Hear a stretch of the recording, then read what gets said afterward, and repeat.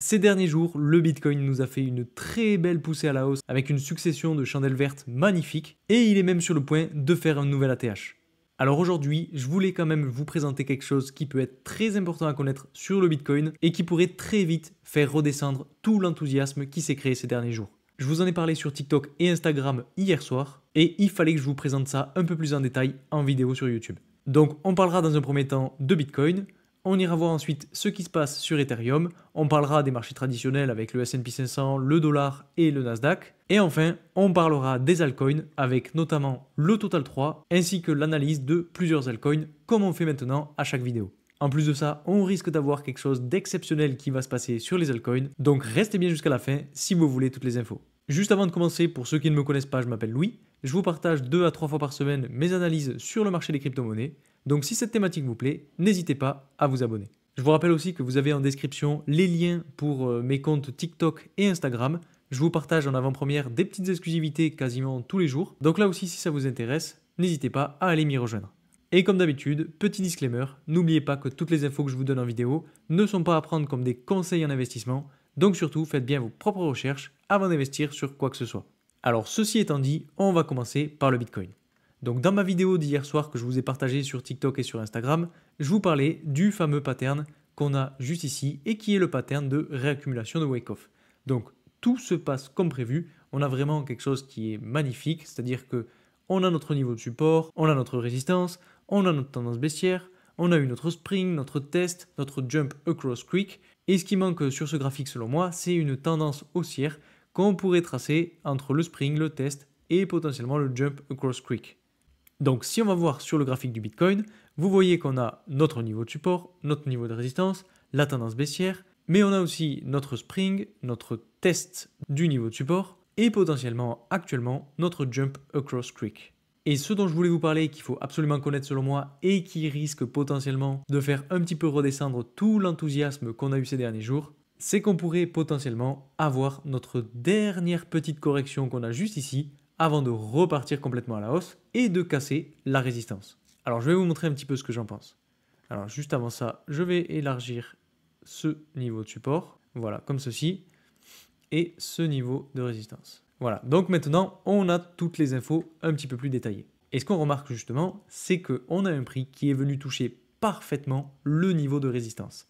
Et potentiellement qu'on pourrait avoir de la correction qui arrive, puisque logiquement, on est arrivé dans une zone de résistance. Alors selon moi, il y a 2 scénarios. Le premier scénario serait qu'on ait fait déjà notre jump across creek juste ici pour repartir à la hausse et vous voyez la mèche qu'on a juste ici pourrait potentiellement correspondre à ce sommet ici. Ce qui voudrait en fait tout simplement dire qu'on a ensuite eu une deuxième correction et donc qu'on est parti pour casser la résistance. Puisque si je le trace, vous voyez, on a notre poussée à la hausse, notre deuxième correction qui est donc un petit peu moins basse que la première et une cassure à la hausse de la résistance. Donc ça, c'est le premier scénario qui est très probable selon moi. Maintenant, je voulais quand même vous partager un autre scénario qui est aussi selon moi assez probable, c'est qu'en fait, le 2 juin 2024, on ait fait notre fameux jump across creek. Et donc, si c'est le cas, alors on devra s'attendre à une deuxième phase de correction avant cette fois-ci de rebondir et de réellement partir à la hausse et faire un nouvel ATH. Donc dites-moi en commentaire ce que vous en pensez. Est-ce que vous êtes plus sur le premier scénario, c'est-à-dire qu'on est parti, ça y est, pour casser la résistance, ou bien est-ce que selon vous, vous voyez une dernière correction avant de vraiment casser à la hausse? Ça m'intéresserait vraiment d'avoir votre avis parce que personnellement, je ne suis pas tout à fait convaincu.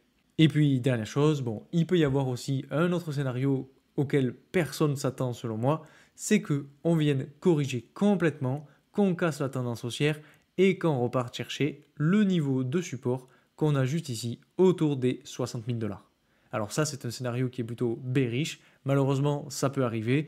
On est dans un range latéral depuis un bon moment. Et donc, qui dit range latéral dit support et résistance. Et à chaque fois qu'on va chercher une résistance, on va généralement chercher le support. Alors, est-ce que ce pattern est enfin fini ou pas? Ça, seul l'avenir nous le dira. Ce que je voulais aussi vous montrer quand même, c'est le RSI. Parce que sur le RSI, vous voyez qu'on est reparti sur une tendance haussière. Vraiment, c'est très propre. Et on n'est pas loin de venir chercher des zones de surachat. Donc, si on regarde un petit peu ce qui s'est passé, la dernière fois qu'on est allé chercher des zones de surachat, vous voyez qu'on a complètement explosé. On avait fait une petite phase de stagnation juste ici entre le début décembre et début février. Et ensuite, explosion à la hausse et on a un RSI qui passe dans des zones de surachat. Et donc, ce qui pourrait potentiellement arriver là aussi, c'est qu'on soit justement dans une phase d'accumulation, qu'on ait de la poussée à la hausse qui se poursuive et qu'on ait donc un RSI qui passe dans des zones de surachat pendant un moment pour complètement exploser et faire un nouvel ATH. Alors personnellement, si je devais me positionner, moi je suis toujours bullish. Je pense que la probabilité pour qu'on retourne chercher les 60 000 $ est assez faible, même si elle n'est pas à exclure. Et je pense qu'on pourrait avoir quand même une dernière petite phase de correction avant de vraiment repartir et casser à la hausse. En tout cas, ce pattern en réaccumulation de wake-off a vraiment été ultra utile. Je ne sais pas depuis quand vous suivez la chaîne, mais vous savez que je vous en parle depuis un bon moment. Donc j'espère que vous avez apprécié cette analyse. Ah oui, et juste avant de passer à l'analyse d'Ethereum, je voulais vous montrer cette image-là, puisqu'en fait, le 4 juin 2024, donc c'est-à-dire hier, on a eu un volume sur les ETF Bitcoin Spot qui a été vraiment énorme. J'ai trouvé aussi ce graphique qui le montre. Et vous voyez, en fait, depuis le lancement des ETF Bitcoin Spot, on a connu hier une des plus grosses mèches sur le graphique. Et vous voyez, on parle en millions, c'est-à-dire qu'on a 886 millions qui ont été injectés dans les ETF Bitcoin Spot. Donc ça montre bien qu'on a un réel intérêt autour du Bitcoin de la part d'une grande majorité. Donc très très important à connaître pour Bitcoin et notamment pour ce qui pourrait se passer pour la suite. Alors maintenant qu'on a parlé du Bitcoin, on va aller voir Ethereum, mais aussi les altcoins, parce que ça bouge en ce moment, et vous allez voir sur les altcoins, on en parlera tout à l'heure en fin de vidéo, mais vraiment c'est très très intéressant. Et donc sur Ethereum, je vous l'accorde, on est en train de latéraliser, mais justement, cette phase de latéralisation est selon moi très importante, puisqu'en fait, elle nous permet un petit peu de reprendre notre souffle, de créer un petit palier, avant de potentiellement repartir à la hausse et faire une continuation justement de cette hausse. Encore une fois, je me répète, je sais, mais je ne pense pas que l'Ethereum fasse un ATH avant le Bitcoin. Donc on va attendre de voir comment se comporte Bitcoin avant de se pencher sur Ethereum. Donc justement, si on casse à la hausse la résistance pour Bitcoin, je pense que Ethereum va suivre et donc on aura cette espèce de scénario. Donc là c'est très grossier mais vous avez compris. Et inversement, si on a de la correction, Ethereum patientera lui aussi et on pourra potentiellement avoir de la correction. Et ce sera à suivre parce que si on passe en dessous de ce niveau de support autour de 3600 $, là ça peut être important parce que vous voyez, on a eu déjà une espèce de range latéral à ce niveau-là qu'on pourrait retrouver potentiellement à ce niveau-là si bien évidemment on a de la correction. Alors honnêtement, c'est pas la tendance du moment, mais bon, c'est un scénario à ne pas exclure. Ensuite, je voulais vous parler du dollar, parce que sur le dollar, bon, vous le savez, on avait eu notre fameuse correction en rouge juste ici, suite au fait qu'on soit venu chercher la résistance, donc ça je vous en avais parlé en vidéo, et on a eu donc du mouvement haussier pour les crypto-monnaies. Par contre, en ce moment, on est en train de trouver un petit peu de rebond sur le dollar, ce qui peut ne pas être très très bon signe pour les cryptos, puisque je vous le rappelle, quand le dollar augmente, les crypto-monnaies baissent, en tout cas les actifs risqués baissent, et inversement, quand le dollar diminue, les actifs risqués augmentent. Donc c'est à suivre, je pense qu'on est quand même sur une tendance baissière pour le dollar, si on essaye de le tracer très grossièrement, vous voyez qu'on a une espèce de canal qui est plutôt descendant avec des hauts de plus en plus bas et des bas de plus en plus bas. Donc je pense que dans les prochains jours, on risque d'avoir de la correction sur le dollar, surtout qu'en plus les chiffres de l'inflation sont plutôt positifs, en tout cas ils sont en baisse, donc on a un dollar qui baisse. Et potentiellement, si on se fie au RSI, on pourrait avoir un RSI qui continue petit à petit de baisser pour aller chercher des zones de survente. Donc c'est à suivre, mais en tout cas si ça se passe comme ça, c'est très bon signe pour les crypto-monnaies. Ensuite, voyons voir ce qui se passe sur le S&P 500 et le Nasdaq. Bon là, c'est très propre. Sur le S&P 500 comme sur le Nasdaq, on a quasiment un ATH. Vous voyez, si je zoome un petit peu plus, donc là on est en daily, donc des chandelles qui représentent une journée. On n'est pas loin, vraiment pas loin du tout de faire l'ATH. Vous voyez, il est juste ici sur cette mèche de chandelle qu'on a faite le 23 mai 2024 et on a quand même toujours une tendance haussière qui est très marquée. Donc ça c'est pour le S&P, mais sur le Nasdaq on a quasiment la même chose et par contre on est cette fois-ci je pense sur un ATH ou vraiment pas loin. Si je zoome un petit peu plus, d'ailleurs on va aller voir par exemple en 4 heures ce que ça donne. On a une résistance juste ici et en fait on est justement sur l'ATH. Je pense qu'on est sur la résistance au moment où je vous parle, on est quasiment sur l'ATH. Donc c'est très intéressant à suivre, mais personnellement, je pense que le Nasdaq, tout comme le S&P 500, vont pas du tout avoir de mal à casser cet ATH. Donc pour l'instant, ce sont que des bonnes nouvelles, donc tout va bien. Alors maintenant, rapidement, avant de passer à l'analyse du total 3, je voulais vous montrer un petit peu les ratios long-short parce que là, on a quelque chose qui est assez significatif. On a des longues qui sont minoritaires sur Bitcoin avec 47% de longues contre 52% de short, ce qui est assez significatif puisque en fait, je pense que la plupart des gens ont vu qu'on était sur la résistance et donc ont vendu. Alors, c'est très bien. Et justement, si vous êtes un trader moyen terme et que vous avez acheté juste ici, c'est l'occasion de revendre. On est sur une résistance, ce serait pas con. Donc finalement, ce ratio-là se comprend. Par contre, sur Ethereum, on est à 70% de long. Donc ça veut dire que les gens sont ultra bullish sur l'Ether. Et en fait, ça s'explique par plusieurs choses, notamment le fait que les ETF Ethereum sont en train d'arriver. On a eu la validation il y a quelques jours ou quelques semaines, je ne sais plus exactement, et c'est en train d'arriver. Donc je pense que les gens anticipent un petit peu ce qui va se passer, et c'est pour ça qu'ils sont en train de long l'Ethereum. Donc bon, ça reflète un petit peu ce que je vous disais, et c'est quand même plutôt bon signe. Ensuite, au niveau des liquidations, il y a quelque chose qui est assez important à regarder, c'est qu'on a sur Bitcoin en tout cas une grande majorité de shorts qui se sont fait liquider avec 31 millions de shorts. Et en fait, ça s'explique par le fait qu'on ait eu justement ces quelques chandelles vertes successives, puisqu'il y a quand même pas mal de gens qui pensaient que suite à cette correction, on allait continuer de corriger et aller chercher le niveau de support. Donc c'était logique, franchement c'était un des scénarios probables. Et en fait, ils se sont fait stop, puisqu'on a eu une succession de chandelles vertes qui a fait rebondir le prix et qui est venu chercher la résistance. Si on regarde un petit peu sur l'historique, on voit quand même que ce type de liquidation est assez banal, on va dire. On n'a pas des grandes mèches de liquidation, donc c'est pas plus alarmant que ça selon moi.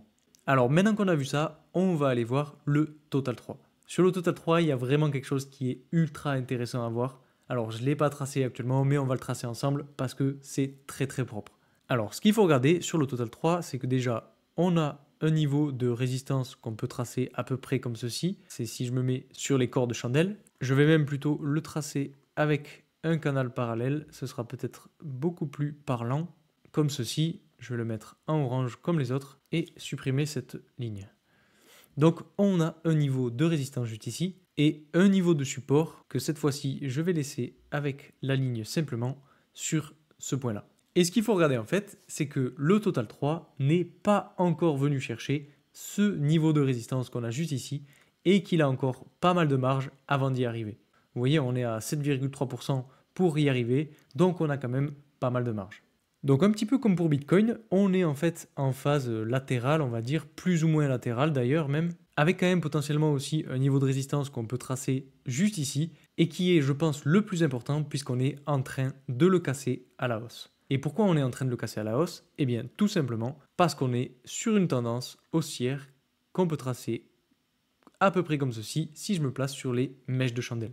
Donc, on fait des bas qui sont de plus en plus hauts et des hauts qui sont de plus en plus hauts aussi. Donc, c'est très très intéressant. C'est quelque chose qu'il faut avoir en tête, surtout si vous voulez investir sur les altcoins. Parce que, à mon avis, on est en train justement de casser un petit peu cette petite résistance. Et le prochain objectif, eh bien, c'est la résistance qu'on ajoute ici. Donc vous voyez, on l'a regardé tout à l'heure, mais on a un peu plus de 7% de hausse. Et c'est pas négligeable parce que sur le Total 3, ça veut dire que potentiellement, les altcoins risquent d'exploser. Et vous le savez, ça fait un moment que je vous présente quelques petits altcoins avec des formations très intéressantes.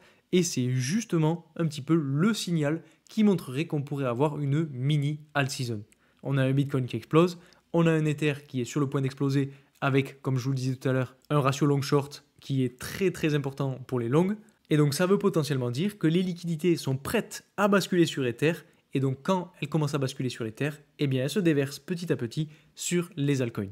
Donc je pense que là, on a vraiment un signal qui peut être très très beau. Surtout qu'en plus, quand on regarde le RSI, encore une fois, on est sur une tendance haussière et on n'est toujours pas venu chercher les niveaux de surachat. Donc c'est aussi une caractéristique qui me fait dire qu'on pourrait avoir de la hausse qui suit sur le Total 3 et donc des altcoins qui explosent comme du popcorn dans les prochains jours, voire les prochaines semaines. Maintenant qu'on a parlé du Total 3 et qu'on a évoqué l'altcoin season, je vais vous présenter quelques petites crypto-monnaies que je surveille en ce moment et qui ont des configurations assez intéressantes. Alors, la première, c'est XDC Network. C'est une crypto-monnaie que j'ai déjà présentée sur cette chaîne. Et le plus important, c'est qu'on a un signal d'achat qui vient de se déclencher. Alors, je vous avais déjà parlé rapidement, très rapidement même, de cet indicateur.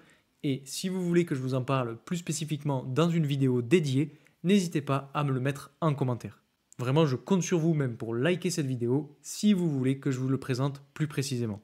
Enfin bref, Toujours est-il que justement cet indicateur s'est déclenché et qu'on a potentiellement un très beau point d'entrée sur cette crypto-monnaie-là. En plus, quand on regarde le RSI, on voit qu'il est en train d'exploser à la hausse pour aller chercher des zones de surachat qui est selon moi la prochaine cible pour potentiellement revendre un petit peu ses positions. Alors, si on regarde un petit peu ce qui se passe et que j'essaye de dézoomer un petit peu plus, on voit qu'on avait une tendance haussière qu'on avait en blanc juste ici qui malheureusement a été cassée à la baisse après avoir fait rebondir le prix pas mal de fois. Donc là, c'était un petit peu dérangeant, mais bon, en ce moment, on a quand même de bonnes nouvelles. On est en fait venu rechercher une zone qui était juste ici et qui avait servi de niveau de support avant de faire complètement exploser le prix. Je ne sais pas si vous vous souvenez, mais on avait fait vraiment une énorme explosion. On avait pris presque 200%, donc c'était vraiment énorme. Et ensuite, dégringolade, et maintenant on a ravalé en fait toute cette hausse. Donc c'est pas plus mal, j'ai envie de dire, et ça nous offre une nouvelle porte d'entrée. Et maintenant, donc comme je le disais tout à l'heure, on a un RSI qui est en train d'évoluer à la hausse, et on a potentiellement un petit peu de marge avant d'aller chercher la résistance. Donc c'est pas grand chose, on aura fait 22%, mais il faut se méfier parce que ce niveau de résistance est quand même un niveau qui était assez puissant en termes de niveau de support. Donc on verra ce que ça donne, mais à mon avis, si on évolue jusqu'ici, on risque d'avoir de la résistance et potentiellement de la correction. Parce qu'en plus de ça, on a la tendance haussière qui peut venir là aussi faire obstacle. Enfin bref, si on a quand même de la force acheteuse qui se déverse petit à petit sur les altcoins, on pourrait tout aussi bien casser à la hausse cette tendance haussière et le niveau de résistance pour repartir encore plus haut. Donc personnellement, je me positionne à la hausse et puis on verra bien. Ensuite, j'avais sélectionné le Rio, mais malheureusement, on a déjà eu la poussée à la hausse, donc c'est un petit peu tard. On a eu notre beau signal d'achat qui s'est allumé et on a un RSI qui quand même est assez haut. Alors, toujours est-il que je pense que la poussée à la hausse n'est pas finie. On est venu chercher le niveau de support, donc c'était très bien, et on a pumpé. Donc c'est très positif. Maintenant, bon, si on regarde, on a quand même déjà eu presque 30% de hausse. Donc je ne sais pas si c'est vraiment utile de se positionner en ce moment. Donc je suis un petit peu déçu, j'aurais bien aimé vous en parler juste avant. Mais bon, c'est le jeu, on ne peut pas tout avoir. Ensuite, je voulais vous parler de la crypto Tron, donc TRX, parce que pour le coup, on n'est pas loin d'être venu chercher le niveau de support qu'on a juste ici. Et en fait, vous voyez qu'on a quand même rebondi.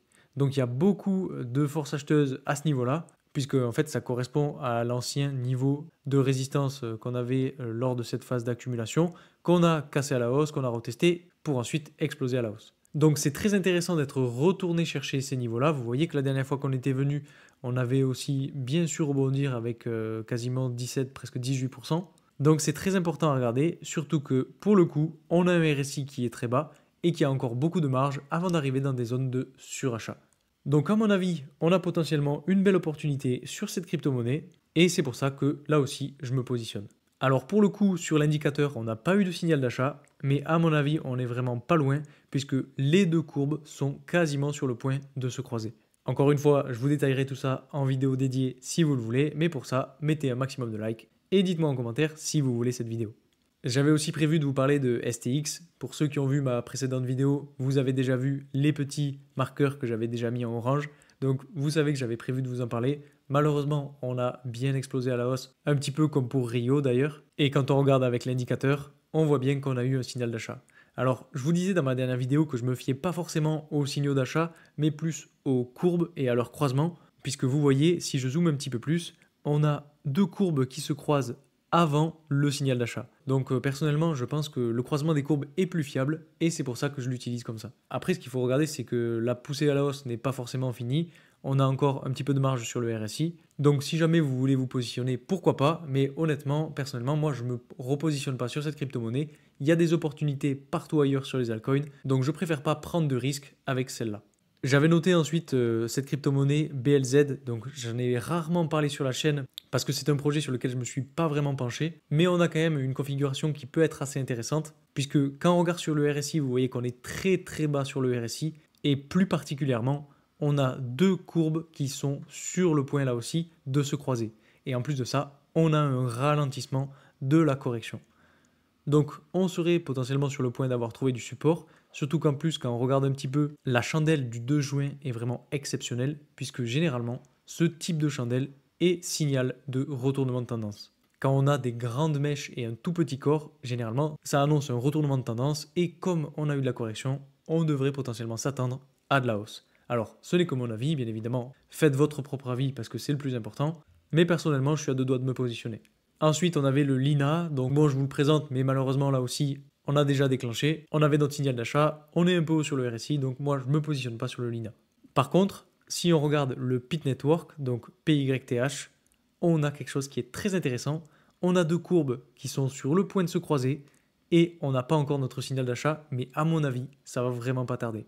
Et sur le RSI, vous voyez qu'on est sur une tendance très haussière. On a de la marge pour arriver dans des zones de surachat. Donc c'est un des projets sur lesquels je me suis positionné à la hausse et maintenant j'attends de voir. On a une résistance qui est située juste ici, mais si on a de la force acheteuse, à mon avis, on va pas du tout galérer à la passer. Et d'ailleurs, pour ceux qui cherchent une plateforme d'échange sur laquelle investir en crypto-monnaie, personnellement, moi j'utilise la plateforme BitGet. C'est la plateforme que j'utilise le plus puisque c'est là où j'ai à peu près 80% de mes investissements. Et donc si ça vous intéresse, vous avez mon lien de parrainage en description qui vous permet d'avoir un bonus en inscription et des réductions de frais sur toutes vos transactions. Donc n'hésitez pas à l'utiliser. Et puis si vous avez la moindre question, mettez-le moi en commentaire, je répondrai à tout le monde. Si on continue, ensuite j'avais la crypto-monnaie Decentralized Social dont je voulais vous parler. Malheureusement, on a eu une belle correction, un petit peu comme toutes les autres crypto-monnaies d'ailleurs, et on a un signal d'achat qui vient de se déclencher. Alors là pour le coup, on a eu un signal d'achat mais on n'a pas vraiment explosé. On est toujours un petit peu sur les mêmes niveaux de prix, donc on peut avoir potentiellement une belle opportunité. En plus de ça, on a une tendance baissière qui est terminée. On a eu un essoufflement là aussi de la chute pour repartir à la hausse. Vous voyez, on a un beau niveau de support qu'on est en train de réaliser juste ici et qui pourrait nous amener à de la hausse future. Donc personnellement, c'est aussi une des crypto-monnaies sur lesquelles je me positionne à la hausse. En plus de ça, le RSI est très enthousiaste et là aussi on a quand même pas mal de marge avant d'arriver dans des zones de surachat. Ensuite on a Radiant Capital, là aussi le signal d'achat s'est déclenché. On a eu un croisement des deux courbes, on n'est pas monté très haut depuis et notamment je pense que c'est parce qu'en fait on est sur un niveau de résistance. Si je le trace, on a quelque chose à peu près comme ceci. Vous voyez, ça a été niveau de support à ce niveau-là, ça a été re-niveau de support ici, et donc on est maintenant sur le niveau de résistance. À mon avis, je pense que la hausse n'est pas finie, puisque vous voyez, juste ici, alors je vais le tracer pour que ce soit plus clair, entre ces deux zones, on a un énorme trou à combler, et donc ça ne m'étonnerait vraiment pas que le prix continue d'évoluer et vienne chercher justement cette zone-là. Ensuite, je voulais vous parler de la crypto-monnaie Goldfinch. Alors, c'est une crypto-monnaie dont j'ai déjà aussi parlé pas mal de fois sur la chaîne. Et en fait, bon là pour le coup, le signal d'achat ne s'est pas déclenché, on a même un signal de vente, mais il y a quelque chose qui m'intéresse, c'est qu'en fait, je pense qu'on est en train de faire une espèce de pattern en drapeau haussier, qu'on a notre mât juste ici et notre triangle en lui-même qu'on peut tracer comme ceci. Et généralement, ce type de pattern est plutôt haussier, et si vous suivez mes vidéos, vous connaissez la suite, vous savez comment ça se passe, on reporte toute la hausse précédente sur la fin du triangle pour avoir un objectif de prix. Donc même si on n'a pas de signal d'achat, je regarde très attentivement cette crypto-monnaie et j'attends de voir un petit peu comment va se finaliser le triangle. Mais si on arrive à le casser à la hausse et qu'on casse la tendance baissière, je pense que je me positionnerai à la hausse. Ensuite, on a la crypto-monnaie Axelar. Pour le coup, le signal s'est allumé, on a un niveau de support juste ici. Selon moi, on a fini la correction, on est en train de rebondir petit à petit et je pense qu'on pourrait avoir deux beaux jours devant nous pour cette crypto-monnaie-là. Si je continue, on a la crypto-monnaie Orion, donc son jeton ORN. On est là aussi venu chercher un gros niveau de support qu'on avait à ce niveau-là. On a deux courbes qui sont intersectées, un signal d'achat et une poussée à la hausse. Donc là, pour le coup, je suis un petit peu moins enthousiaste parce qu'on a un RSI qui est quand même assez haut. On a déjà eu une belle poussée à la hausse. Alors bien entendu, je pense qu'on va quand même avoir encore un petit peu de poussée à la hausse pour potentiellement aller chercher le niveau de résistance qu'on pourrait avoir autour des 2,1 $. Ce qui nous permettrait quand même de faire une évolution de 23%. Donc c'est plutôt pas mal, mais bon, personnellement, je ne vais pas me positionner parce que je n'ai pas envie de prendre de risques sur cette crypto-monnaie-là. Après, si vous aimez le projet et si vous y croyez, pourquoi pas. Donc voilà pour ces altcoins que je surveille en ce moment. Bien évidemment, il y en a d'autres que je surveille, mais ça, si vous voulez la suite, n'hésitez pas à me le dire en commentaire et à mettre un maximum de likes sur cette vidéo, parce que si la all season se déclenche, alors je pense que vous aimerez que je vous les partage, donc n'hésitez pas à me le faire savoir. En tout cas, j'espère que cette vidéo vous aura plu et moi je vous dis à très vite pour une nouvelle vidéo. Salut!